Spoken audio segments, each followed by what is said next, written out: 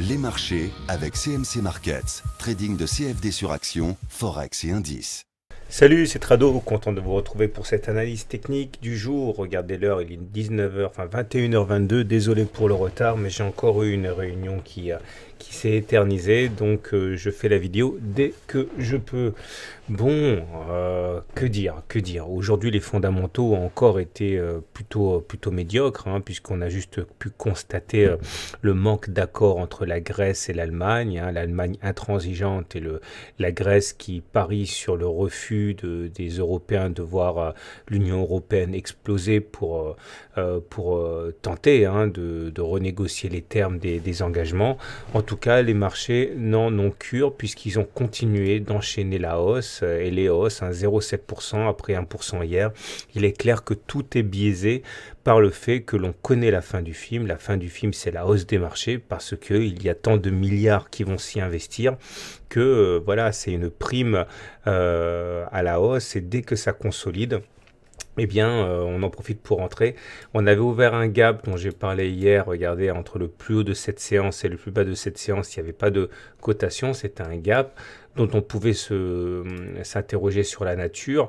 En tout cas, aujourd'hui, il y a une attaque baissière qui est venue tenter de reboucher le gap. Mais comme vous pouvez le voir, eh bien, l'impatience des haussiers a été telle que le gap n'a pas été complètement rebouché. Il y a encore un gap résiduel de la même nature en fait, hein, que le gap qui est là, c'est-à-dire un gap qui a été quasiment rebouché ici, mais pas complètement rebouché. Et ça, ce sont autant de signaux de force parce que ça montre eh bien l'impatience des haussiers, hein, qui veulent absolument rentrer et finalement ils rentrent tellement rapidement que le gap n'a pas le temps d'être bouché.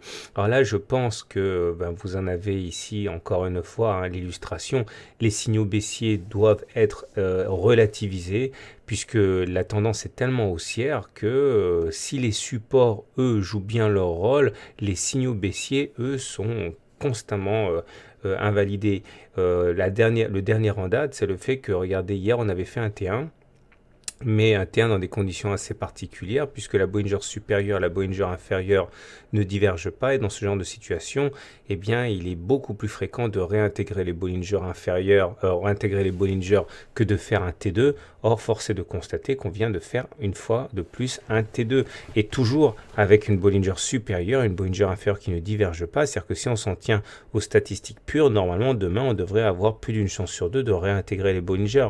Mais il faut bien l'admettre, tous les trades baissiers doivent être pour l'instant mis de côté tellement il est dangereux, hein, de trader à la baisse.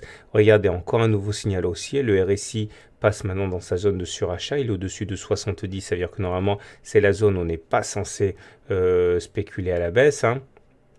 Les volumes ont recommencé à monter, ça veut dire que la séance du hausse, eh bien, a du crédit.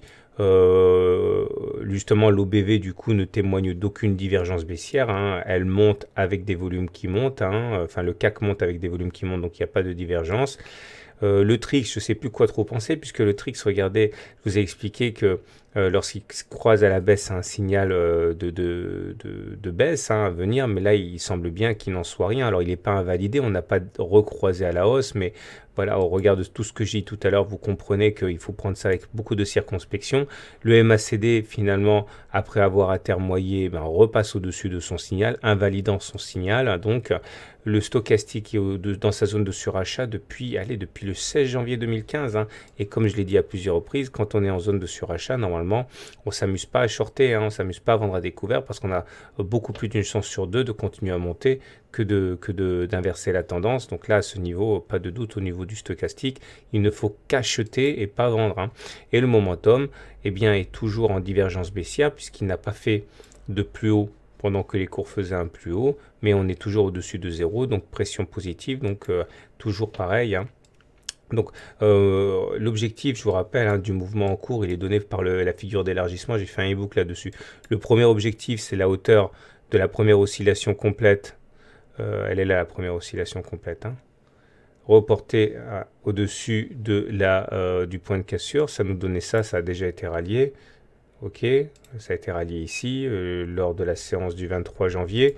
Le deuxième objectif qui est moins souvent rallié, et celui de la dernière oscillation complète. Voilà, voici la dernière oscillation complète, ça correspond à ça, que vous reportez au-dessus du point de cassure.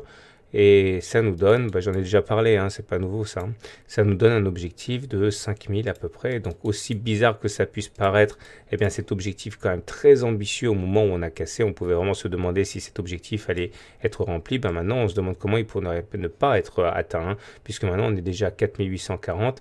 Bref, peut-être que ça ne se fera pas d'une traite, mais les 5000 dans le contexte actuel sont tout à fait envisageables. Donc pour faire simple, la tendance elle est haussière, il n'y a pas de doute par rapport à ça. Pourquoi? J'en reparlerai demain, parce que la tendance hebdomadaire elle est super haussière. On est parti pour faire un T1, T2, T3 hebdomadaire. Si on bascule du côté du mensuel d'ailleurs, mais j'en reparlerai, eh bien, on est parti pour faire un T1 mensuel, ça c'est assez rare aussi, hein. Et puis surtout, donc en journalier, tous les indicateurs de tendance sont haussiers, la M20, le SAR, le Supertrend, le système Ishimoku. Donc je pense que là, les enseignements de l'analyse technique par rapport à ce qui se passe actuellement, c'est que certes, la tendance est très haussière, voire même trop haussière, mais les consolidations, a priori, doivent être mises à profit pour chercher des points de rentrée, comme le font les fonds, les gérants de fonds, plutôt que d'être l'occasion pour les petits porteurs de vendre à découvert. Certes, à un moment, ça baissera, mais ça ne baissera pas avant que les fonds aient décidé que c'était trop cher et qu'ils veulent rentrer à meilleur compte. Et à ce moment-là, effectivement, ils feront baisser les cours, mais visiblement, ce n'est pas encore le moment. Voilà, je vous souhaite une bonne soirée, je vous souhaite de bons trades. Je suis désolé, je n'ai pas d'action à vous proposer ce soir, il est trop tard. Et je vous dis donc à demain pour la mise à jour.